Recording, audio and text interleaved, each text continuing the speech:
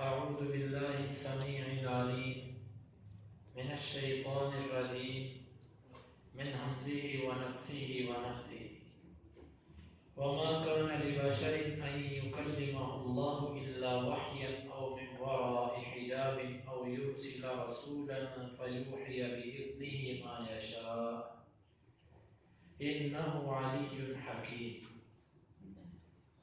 وكذلك أوحينا إليك روحا من أمرنا ما كنت تدري ما الكتاب ولا الإيمان ولكن جعلناه نورا نهدي به من نشاء من عبادنا وإنك لتهدي إلى صراط مستقيم صراط الله الذي له ما في السماوات وما في الأرض ألا إلى الله تصير الأمور. وما واو کا مطلب اور ما نہیں کانا ہے اور نہیں ہے لبشر لام کا مطلب کے لیے بشر کسی بشر کے ان کے یکلم کلام کرے ہو اس سے اللہ اللہ وما كان لبشر ان يكلمه اللہ اور نہیں ہے کسی بشر کے لیے کہ کلام کرے اس سے اللہ الا مگر وحی کے ذریعے او یا من سے وراء پیچھے حجاب پردے کے او من وراء حجاب یا پردے کے پیچھے سے او یا یرسلہ وہ بھیجے رسولہ کسی پیغام رسا فیوحی پس وہ وحی کرے با کا مطلب ساتھ اذن حکم ہی اس اللہ کے فیوحی باذنہ پس وہ اس کے حکم سے وحی کرے ما جو یشاء وہ چاہے انہ بے شک وہ اللہ علی بلند ہے حکیم حکمت والا ہے وکذالک اور اسی طرح اوحینا ہم نے وحی کی الیکا آپ کی طرف روحن قرآن من سے امری حکم نہ ہمارے وکذالک اوحینا الیکا روحا من امرنا اور اسی طرح ہم نے آپ کی طرف وحی کی قرآن کی اپنے حکم سے ما نہیں کنت تھے آپ تدری جانتے ما کیا ہے الکتاب و کتاب ولا ورنہ الایمان ایمان نہیں آپ جانتے تھے کیا ہے کتاب اور کیا ہے ایمان ولیکن اور لیکن جعلنا ہم نے بنا دیا ہو اس قرآن کو نورن نور نہدی ہم ہدایت دیتے ہیں بھی باقمتر ساتھ ہی اس قرآن کے ساتھ من جس کو نشاء ہم چاہیں من سے عبادی بندوں نہ ہمارے من عبادنا اپنے بندوں سے وَإِنَّكَ او کا مطلب ان بے شک کاف آپ انکا بے شک آپ لام کا مطلب البتہ تہدی آپ ہدایت دیتے ہو الہ کی طرف صراط راستے کے مستقیم بالکل سیدھے اور یقیناً آپ ہدایت دیتے ہو سیدھے راستے کی طرف صراط اللہ الذی صراط راستہ اللہ اللہ کا الذی وہ راستہ وہ اللہ لہو لام کا مطلب کے لیے ہو اس لہو اسی کے لیے ہے ما وہ فی کا مطلب میں السماوات آسمانوں وما اور وہ فی کا مطلب میں الارض زمین وہ اللہ کہ اسی کے لیے ہے جو آسمانوں اور زمین میں ہے علا خبردار الہ کی طرف اللہ اللہ کے تصیر لوٹتے ہیں الامور معاملات علا الی اللہ تصیر الامور خبردار اللہ کی طرف سارے معاملات لوٹتے ہیں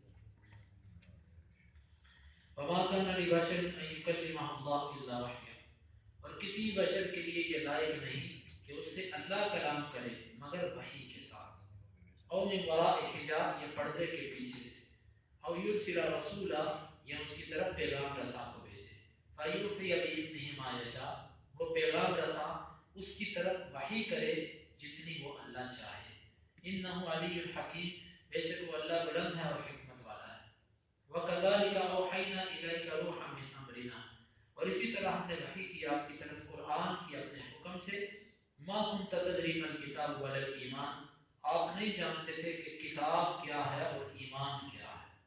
ولكن جعلناه نورا نهدي به من نشاء من عبادنا، لیکن ہم نے بنا دیا اس قرآن کو نور، ہم رہنمائی کرتے ہیں اس قرآن سے جس کی چاہتے ہیں اپنے بندوں میں سے. وَإِنَّكَ لَتَهْدِي إِلَى صِرَاطٍ مُسْتَقِيمٍ، اور یقیناً آپ رہنمائی کرتے ہو سیدھے راستے کی طرف. صراط اللہ الذی لہ ما فی السماوات وما فی الارض، اس اللہ کا راستہ کہ جس کے لیے جو آسمانوں اور زمین میں ہے وہ سب اسی کے لیے ہے. الا الی اللہ تصیر الامور، خبردار سب کے سب معاملات اللہ ہی کی طرف لوٹتے ہیں.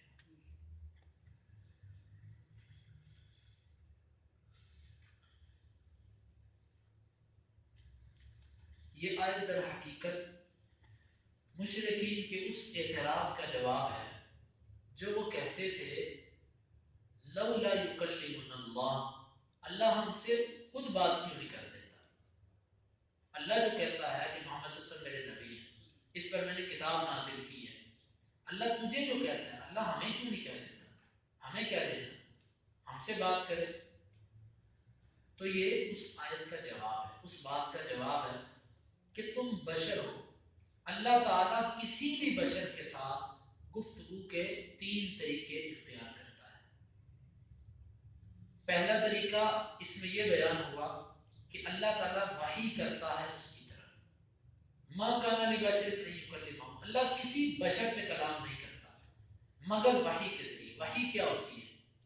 یہاں پر وحی کا مطلب ہے دل میں کوئی بات ڈال دینا، دل میں کوئی بات ڈال دینا. جس طرح کہ حدیث کے اندر آتا ہے نبی صلی اللہ علیہ وسلم نے فرمایا ان روح القدس نفخ فی روعی، جبریل امین نے میرے دل میں یہ بات ڈالی. اللہ رب العزت بعض دفعہ دل میں کوئی بات ڈالتے ہیں، نبی کے دل میں بھی یہ بات آتی ہے اور بعض دفعہ اچھی بات اللہ کی طرف سے عام بندے کے دل میں بھی آتی ہے، لیکن نبی کی جو بات ہوتی ہے اس کو وحی کہا جاتا ہے.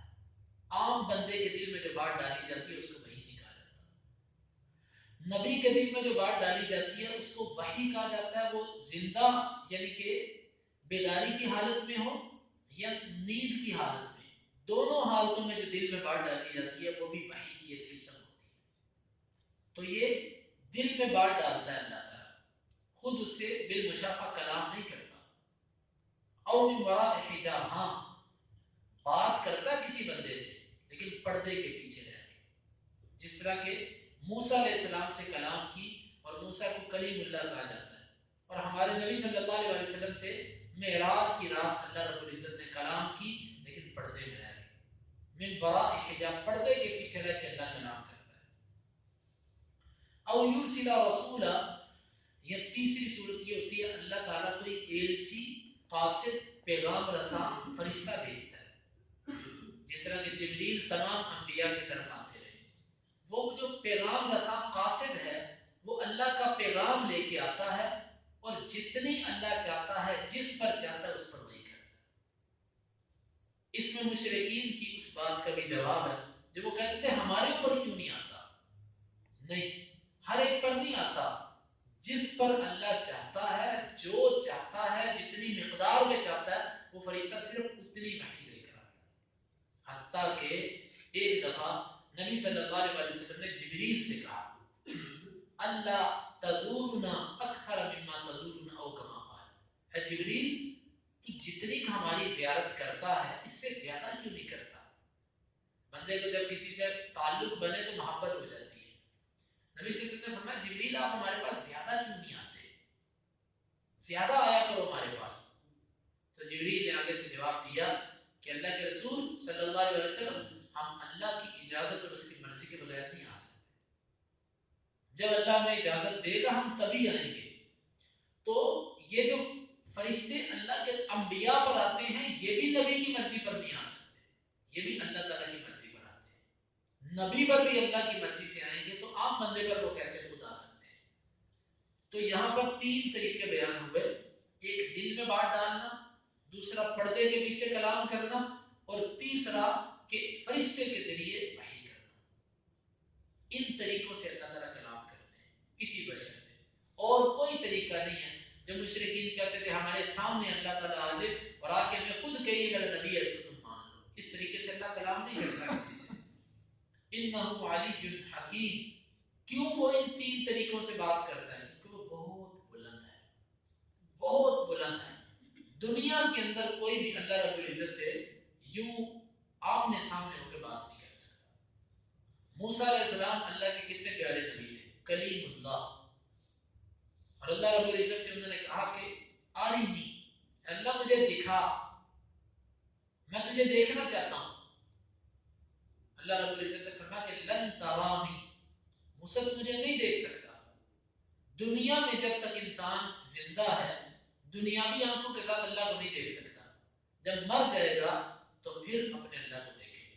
جس طرح کہ حدیث کے اندر آتا صحابہ کو اللہ کے نبی نے فرمایا کہ تم قیامت کے دن اپنے رب کو دیکھو گے. صحابہ نے کہا ہم اپنے رب کو دیکھیں گے؟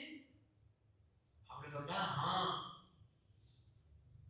صحابہ کے ذہن میں شاید یہ ہو اتنی دنیا اللہ کو دیکھے گی تو اللہ سب کو نظر آئے گا. آپ نے فرمایا کہ جس طرح تم 14ویں کے چاند کو دیکھتے ہو جس کے آگے کوئی بادل نہ ہو، اس چاند کو دیکھنے میں تمہیں کوئی دقت محسوس ہوتی ہے؟ انہوں نے کہا نہیں. اور فرمایا تم قیامت کے دن اسی طرح اپنے رب کو دیکھو. دنیا میں آنکھوں کے اندر وہ طاقت نہیں ہے کہ وہ اللہ کو دیکھ سکے یا اللہ سے سامنے ہو کے بات کر سکے. لیکن قیامت کے دن اللہ تعالیٰ آنکھوں سے پردہ ہٹا دیں گے. فَكَشَفْنَا عَنْكَ غِطَاءَكَ فَبَصَرُكَ الْيَوْمَ حَدِيدٌ. آج کے دن ہم نے تیرا وہ پردہ جو تھا آنکھوں پر وہ ہم نے ہٹا دیا، آج تیری نظر بہت تیز ہے. انسان وہاں پر اس آنکھ سے وہ چیز دیکھے گا جو دنیا میں نہیں دیکھ سکتا. دنیا میں اللہ نے اس کی ایک حد رکھی ہوئی ہے کہ اس سے تجاوز نہیں کر سکتی آنکھ. لیکن قیامت کے دن وہ حدیں ختم ہو جائیں گی، انسان کو وہ بھی نظر آئے گا جو یہ نہیں دیکھ سکتا. تو پھر یہ اللہ کو بھی دیکھے گا، اسے اپنے مالک کو دیکھے گا، لیکن مومن دیکھے گا.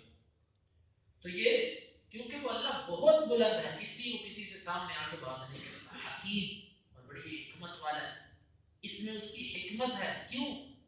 اگر اللہ تعالیٰ سامنے آ کر سب کو دکھا دے پھر تو کوئی بھی کافر نہ رہے. تو امتحان بھی کس چیز کا ہوگا؟ دنیا میں تو بھیجنے کا مقصد ہی لیبلوکم ایکم احسن عملا.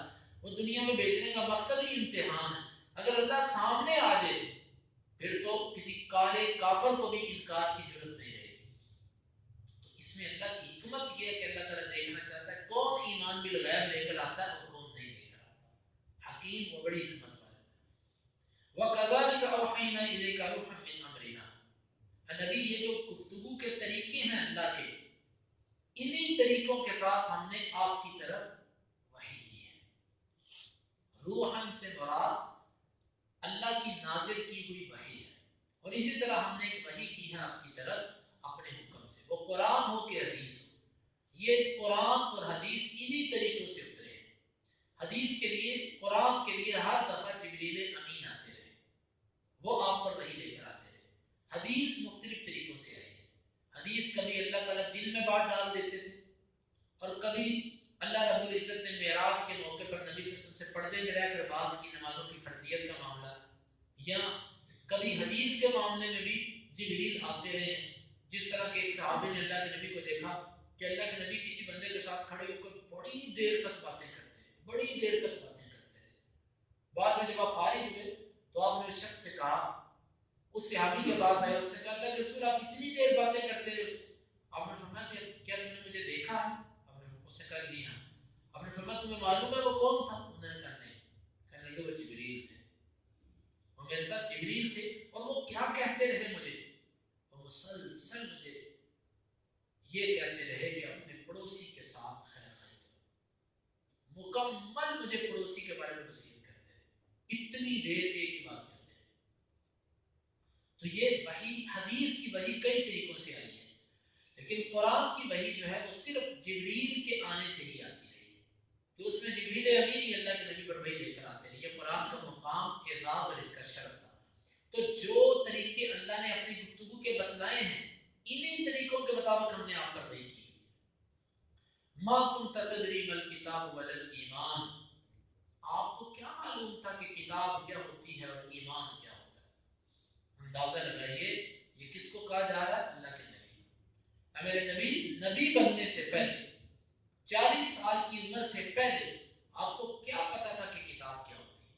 کتاب کا مطلب کہ آپ کو کتابت لکھنا پڑھنا نہیں آتا تھا، آپ کو کیا پتا یہ کیا ہوتی ہے، اور دوسرا یہ مطلب کہ آپ کو کیا پتا کہ قرآن کیا ہوتا ہے۔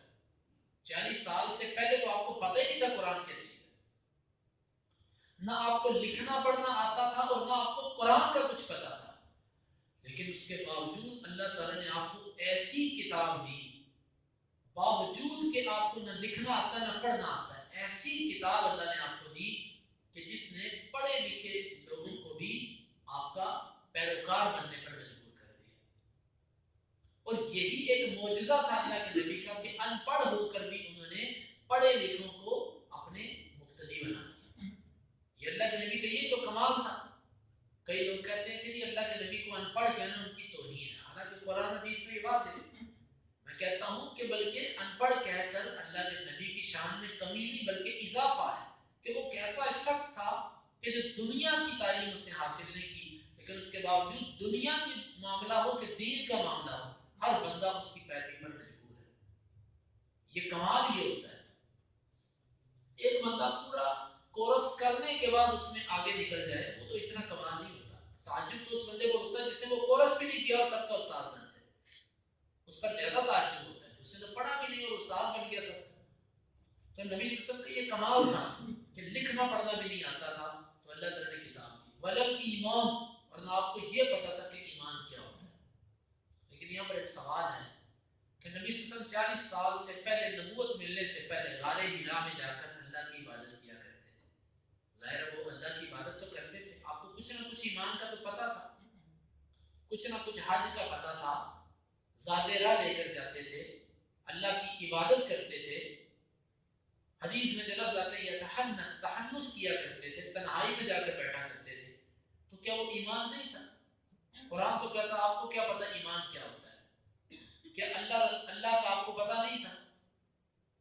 تو اس کا جواب یہ ہے کہ ایک ہوتا ہے ایمان مجمل کہ موٹی موٹی باتوں کا پتا ہے، ایک ہوتا ہے ایمان کی مکمل تفصیل۔ یہاں پر یہ مراد ہے کہ میرے نبی نبوت ملنے سے پہلے آپ کو ایمان کی کسی تفصیل کا پتہ نہیں تھا۔ یہ تو پتا تھا کہ اللہ ہے، یہ پتا تھا یہ بیت اللہ اللہ کا گھر ہے، اس کا حج اللہ نے حج کرنا ہے، اور یہ موٹی موٹی چیزوں کا پتا تھا، لیکن ایمان کی مکمل تفصیل آپ کو نہیں پتا تھی۔ اور پھر جس طرح کی حدیث میں آتا ہے ایمان بضع و سبعون شعبۃ، ایمان کے 70 سے زائد شعبے ہیں، یہ نہیں پتا تھا اللہ کے نبی۔ جس طرح حدیث جبریل کے اندر آتا ہے کہ جبریل نے پوچھا ایمان کیا ہے، آپ نے فرمایا 6 چیزوں کا نام ایمان ہے، ان تؤمن باللہ وملائکتہ وکتبہ ورسلہ والیوم الآخر وتؤمن بالقدر خیرہ وشرہ۔ 6 چیزوں کا نام لے کے فرمایا کہ ان پر ایمان لانا ایمان ہے۔ یہ اللہ کے نبی کو اس تفصیل سے پہلے نہیں پتا تھا۔ اور اندازہ لگائیے کہ یہ اللہ رب العزت نے اپنے نبی کو خود کہا کہ آپ کو کچھ نہیں پتا تھا، لیکن ہماری امت کے کچھ لوگ ایسے ہیں کہ وہ کہتے ہیں اللہ کے نبی کے پاس علم غیب تھا، آپ کو سب کچھ پتا تھا، اور وہ ایسی آیات کو نعوذ باللہ اللہ کی نبی صلی اللہ علیہ وسلم کی توہین قرار دیتے ہیں، حالانکہ اللہ رب العزت خود کہتے ہیں کہ آپ کو پہلے کچھ نہیں پتا تھا، لیکن اس کا یہ مطلب بھی نہیں کہ کتاب ملنے کے بعد آپ کو علم غیب مل گیا، نہیں، بلکہ اتنا ہی علم آپ کو ملا کہ جتنا اللہ تعالیٰ بتلانا چاہتے تھے، اس سے زیادہ کچھ بھی پتہ نہیں چلا۔ وَلَكِنْ جَعَلْنَاهُ نُورًا نَهْدِي بِهِ مَن نَّشَاءُ مِنْ عِبَادِنَا، لیکن ہم نے اس قرآن کو نور بنا دیا۔ قرآن نور ہے، نور۔ نَهْدِي بِهِ مَن نَّشَاءُ مِنْ عِبَادِنَا، ہم اس نور سے ہدایت اسی کو دیتے ہیں اپنے بندوں میں سے جس کو ہم چاہتے ہیں۔ یہاں پر ایک سوال پیدا ہوتا ہے، جس کو اللہ چاہے اس کو ہدایت ملے، جس کو اللہ نہ چاہے اس کو ہدایت نہیں ملتی، تو پھر جس کو ہدایت نہ ملے اس میں اس کا کیا قصور ہے؟ جس کو ہدایت نہیں ملی، اللہ نے نہیں چاہا تو نہیں ملی، تو اس میں اس کا کیا قصور ہے؟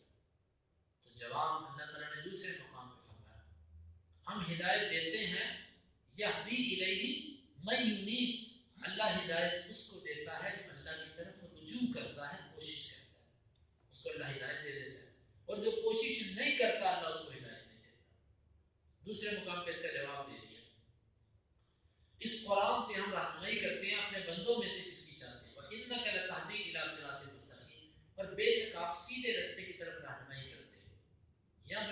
سوال ہے کہ دوسرے مقام پہ اللہ تعالیٰ نے فرمایا اے میرے نبی آپ کسی کو ہدایت نہیں دے سکتے، لیکن اللہ جس کو چاہے ہدایت دیتا ہے.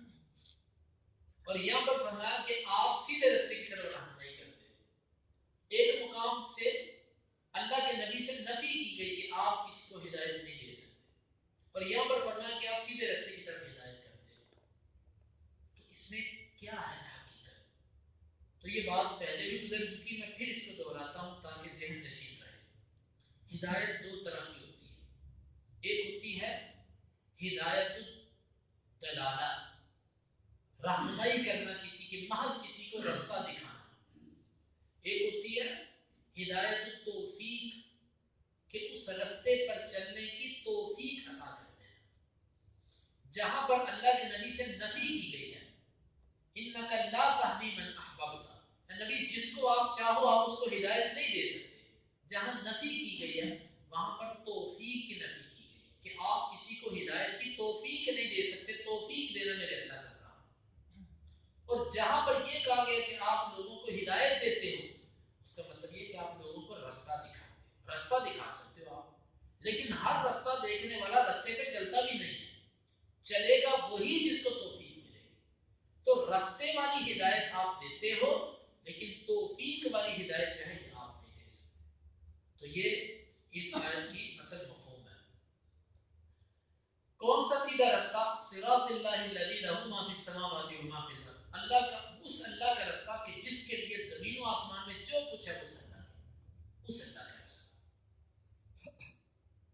الا الی اللہ تصیر الامور، خبردار سب کے سب معاملات اللہ ہی کی طرف لوٹتے ہیں. سب کے سب معاملات. اس کے دو مطلب. ایک تو اس کا مطلب یہ ہے کہ سب کے سب اعمال اللہ کی طرف چڑھتے ہیں.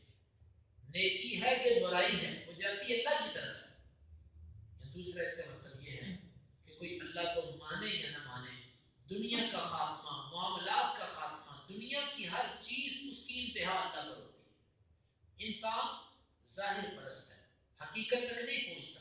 کسی ظاہری چیز کو دیکھ کے کہتا ہے کیا کمال چیز بنائی، لیکن اس کی عقل اس کو بنانے والے پر تو تعجب کرتا ہے، لیکن بنانے والے کو جس نے عقل دی ہے یہ اس پر نہیں کرتا. کہ دنیا میں کوئی چیز لے لو، چلتے چلاتے بات اللہ پر ہی ختم ہو.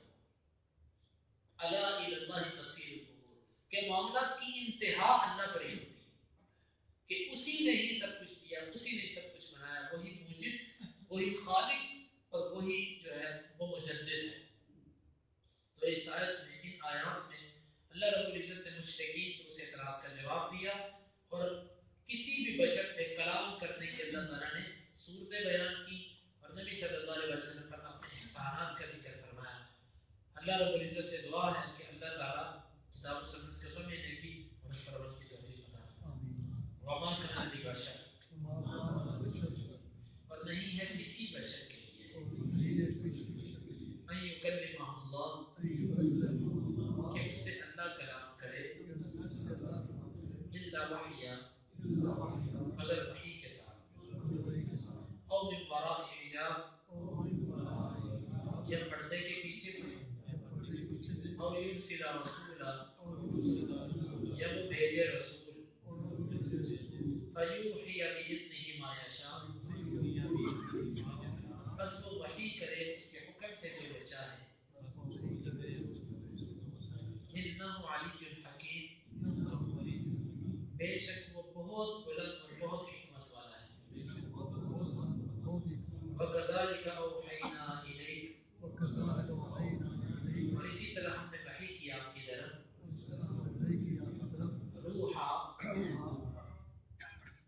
قرآن کی، من امرنا، اپنے حکم سے، ما كنت تدری، نہیں آپ جانتے تھے، بل کتاب ولل ایمان، کیا ہے کتاب اور کیا ہے ایمان، ولکن جعلناہ، لیکن ہم نے بنا دیا اس کو، نورا، نور، نہدی بہ من نشاء، ہم ہدایت دیتے ہیں اس کے